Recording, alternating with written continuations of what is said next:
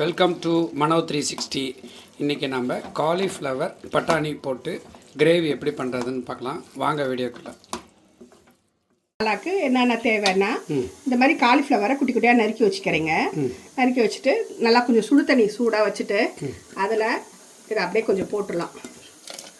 ஏன்னா அதில் பூச்சி கீச்சி இருக்கும், அதெல்லாம் வெளியே வர்றதுக்காக இதை ஒரு 2 நிமிஷம் போட்டு சுடு தண்ணியில் போட்டு வைக்கணும். பாருங்க, உப்பு கொஞ்சம் போட்டுக்கோங்க, துளியோண்டு மஞ்சள் தூள் போட்டுக்கோங்க.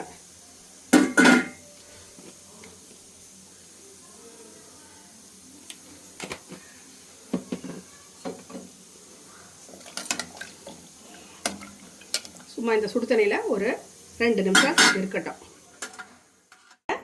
பச்சை பட்டாணியை அப்படியே கொஞ்சம் வேக வச்சுக்கலாம். உரிச்ச பச்சை பட்டாணி தான், அது தனியாக வேக வச்சுக்கலாம். ஒரு கப்பு பச்சை பட்டாணியை ஊற வச்சு அதை வேக வச்சுக்கோங்க. இப்போ ஆயில் ஊற்றி ஒரு 3 கிராம்பு, ஒரு பட்டை, 2 ஏலக்காய் எல்லாம் வதக்கிட்டே இருங்க. கொஞ்சம் ஒரு 1/2 டீஸ்பூன் சோம்பு போட்டுக்கலாம். வெங்காயம் நல்லா ஒரு 2 பெரிய வெங்காயத்தை ஒரு ரஃப்பாக கட் பண்ணி வச்சுருக்கேன், அப்படி போட்டுக்கலாம். பெருசாக நறுக்கி வச்சுருக்கேன். ரஃப்பாக பெருசாக நறுக்கி வச்சுருக்கேன். இப்போ இதை அரைக்க தான் போகிறோம், அதனால் நம்ம பெருசாகவே நறுக்கிக்கலாம். வெங்காயம், 2 பச்சை மிளகா, பூண்டு பல் ஒரு 7-8,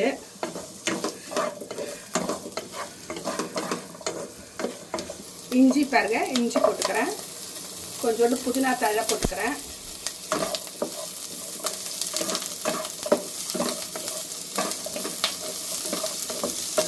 ஒரு பெரிய தக்காளி ஒன்று அரிஞ்சு வச்சுருக்கேன், அதையும் அதில் போட்டுக்கலாம்.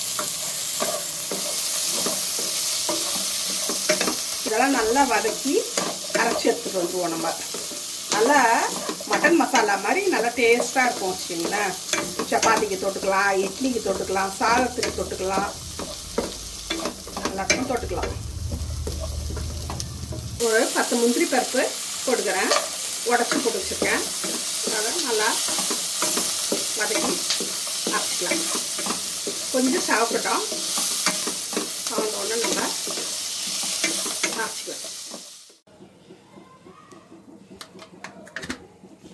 ஒரு ஸ்பூன் நெய் விட்டுட்டேங்க, ஒரு ஸ்பூன் ஆயில் விட்டுக்கிறேன். விட்டு சீரகம் கொஞ்சம் தாளிச்சிக்கலாம் நம்ம இதுக்கு. இப்போ நம்ம வதக்கி அரைச்சி வச்சுருக்கேன் இல்லையா, அதை இதில் நல்லா வதக்கிக்க போகிறோம். நல்லா வெங்காயம் தக்காளி எல்லாம் சொன்னால அதெல்லாம் வதக்கி காமிச்சல, அதை இப்போ அரைச்சிட்டு வந்துட்டோம். இதில் இந்த சீரகம் தாளித்தோடனே அதை காமிப்போம். இந்த சீரகம் பொரிஞ்ச உடனே இந்த கருவேப்பிலை போட்டுக்கலாம். தண்ணி நில்லுங்க, இது பற்ற போகுது. பாருங்க, இப்போ எல்லாம் அரைச்சிட்டு வந்துட்டேன் இல்லையா, இதை நல்லா இந்த விழுத போட்டுக்கலாம்.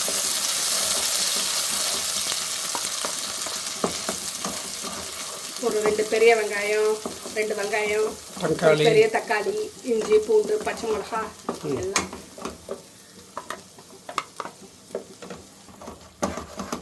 நல்லா வதக்கிக்கோங்க. பச்சை வாசனை போக நம்ம வதக்கி தான் அரைச்சிருக்கோம். கொஞ்சம் இப்போ இந்த இதுலேயே மஞ்சப்பொடி ஒரு 1/4 ஸ்பூனு,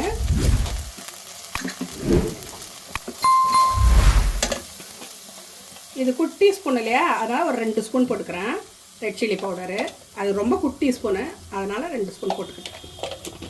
அது சேர்த்தாலே 1 ஸ்பூனாக தான் இருக்கும். ஒரு குட்டி ஒரு ஸ்பூன் தனியா பவுடர், ரெட் சில்லி பவுடர் குட்டி குட்டியாக போட்டேன் 1 ஸ்பூனு. இது தனியா பவுடர் 1 ஸ்பூன் போட்டேன். தனியா தூள்னா கொத்தமல்லி இதுவா? கொத்தமல்லி தூள். ஏன்னா சில பேர் தனியாக புரிய மாட்டேங்குது, அதனால கொத்தமல்லி தூள். இந்த காஷ்மீர் சில்லியும் ஒரு 1/2 ஸ்பூன் போட்டுக்கலாம். ஏன்னா நல்ல கலருக்கு நம்ம காஷ்மீர் சில்லி போட்டுக்கலாம். மசாலா தூள் ஒரு குட்டி ஸ்பூன்.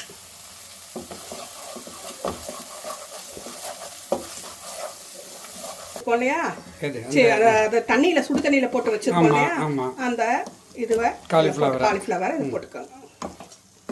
போட்டு நல்லா கொஞ்சம் வதக்குங்க. பரட்டி ஒன்றும் இல்லாத மசாலா வந்து அப்படி கோட்டிங் கொடுக்குற மாதிரி வதக்கிடுங்க. ஃபஸ்ட்டு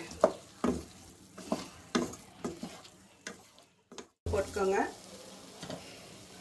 போட்டு நம்ம மிக்சியை கழுவி வச்சிருக்கோம்ல தண்ணி விட்டுக்கலாம். ஒரு 10 நிமிஷம் நல்லா வேகலாம். இதுலேயே தண்ணி என்ன எவ்வளோ தானே இன்னும் கொஞ்சம் விடலாமா? இன்னும் கொஞ்சம் கூட விடலாம்.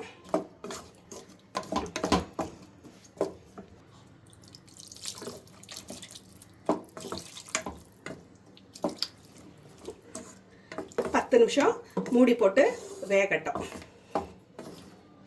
10 நிமிஷம் வேகட்டும். மூடி போட்டு வேக வைக்கலையா? மூடி போட்டு வேகட்டும். அருமையாக இருக்கு இல்லையா? நல்லா இது பண்ணியிருக்குல்ல, கிரேவி அருமையாக இருக்குது. இது நல்லா சப்பாத்தி, தோசை, இட்லி, சாதம் எல்லாத்துக்கும் தொட்டுக்கலாம். நான் நல்லா மிளகுத்தூள் கொஞ்சம் போடுறேன்.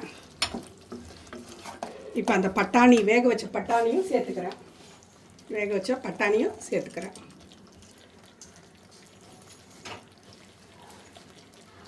அதுலேயே கொஞ்சம் ஒரு 2 நிமிஷம் எல்லாம் ஒன்றா ஆமாங்க.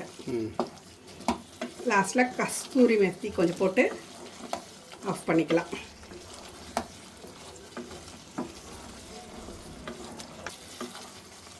நல்லா டேஸ்டியான காலிஃப்ளவர் கிரேவி ரெடி ஆகிட்டே இருக்குது. நாங்கள் சாப்பிட்லாம். கமெண்ட்ஸ் போடுங்க. நீங்களும் செஞ்சு பாருங்கள். செஞ்சு பார்த்துட்டு எப்படி வருதுன்னு நீங்களே சொல்லுங்கள். நல்லா வெந்துடுச்சு. இப்போ கொஞ்சம் கொத்தமல்லியை போட்டுக்கலாம். கட் பண்ணி நல்லா போட்டுக்கோங்க. கொத்தமல்லி நல்லா போட்டுக்கோங்க. கஸ்தூரி மேத்தி கொஞ்சம் போட்டுக்கலாம். கஸ்தூரி மேத்தியா?